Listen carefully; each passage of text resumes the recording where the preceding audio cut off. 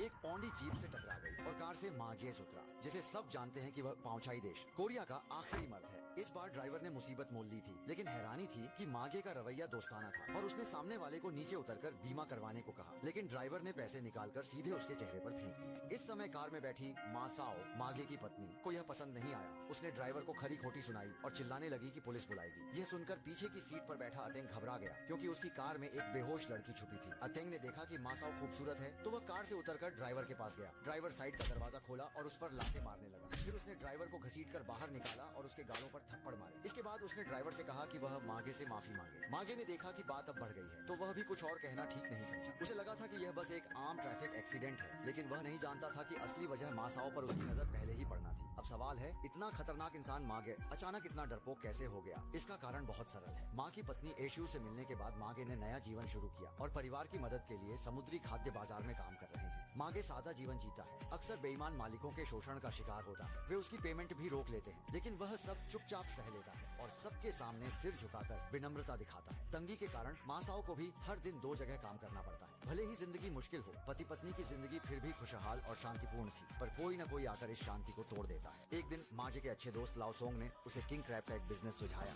जब मागे ने वह माल देखा तो वह तुरंत ही आकर्षित हो गया। मासाओ को बेहतर जिंदगी देने के लिए उसने अपनी सारी जमा पूंजी निकालकर एडवांस दे दिया, लेकिन जल्द ही उसे बुरी खबर मिल गई। किंग क्रैब ले जा रहा जहाज रास्ता भटक गया था और दूसरी समुद्री सीमा में चला गया। अब वह जल्दी वापस नहीं आ सकता था। मासाओ के जन्मदिन पर मागे ने उसे सारी सच्चाई बता दी। मासाओ बहुत गुस्सा हो गई, क्योंकि वह बस एक साधारण और स्थिर जीवन जीना चाहती थी। गुस्से में आकर श्रीमती माँ ने टैक्सी ली और अकेले ही घर चली गई। वह बिस्तर पर लेटी थी और मागे की अच्छाइयों को याद कर रही थी। आखिरकार वह खुद को रोक नहीं पाई। मागे को फोन कर माफी मांग ली, लेकिन उसे अंदाजा नहीं था कि यह मागे से उसकी आखिरी बात होगी। कुछ देर बाद डोरबेल बज उठी। उसे लगा मागे वापस आ गया है, लेकिन फिर भी कुछ अजीब महसूस हुआ। उसने दरवाजे की झिर्री से झांका तो एक अज्ञात जीव नजर आया। इसके तुरंत बाद दरवाजे का हैंडल घूमने लगा और अचानक दरवाजा खुल गया। वह जीव सीधे अंदर घुस आया। मासाओ डर के मारे तुरंत अपने बेडरूम में भाग गई और दरवाजा बंद कर लिया। उसने फोन उठाया और माजे को कॉल करने की तैयारी करने लगी। इसी बीच खिड़की पर एक और आदमी दिखाई दिया।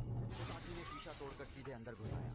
मासाओ दोनों तरफ से घिर गई। फिर उनमें से एक ने उसके मुंह और नाक पर नशीला कपड़ा रख दिया, जिससे वह बेहोश हो गई। सही पहचाना, मासाओ को अगवा करने वाला वही अपराधी था जो टक्कर के समय कार में बैठा बॉस था। उसकी एक बुरी आदत थी, उसे दूसरों की पत्नियों का अपहरण करना पसंद था। वह मानव तस्करी करता था। सुंदर महिलाओं को सीधे विदेशी अमीरों को बेच देता था और जो सुंदर नहीं होती थी उन्हें पहले प्लास्टिक सर्जरी के लिए भेजता, फिर बेच देता था। अगर सर्जरी असफल होती तो उनके अंगों की तस्करी कर देता था। वह कभी भी संसाधन बर्बाद नहीं करता था, पूरी तरह विकृत और अमानवीय था। उधर मागे घर लौटते समय जाम में फंसा था। उसने आगे की कार को शिष्टता से इशारा करते देखा तो मागे ने भी कुछ नहीं कहा। आधा घंटा इंतजार के बाद आगे की कार चली गई। जब मागे घर पहुंचा और दरवाजा खोला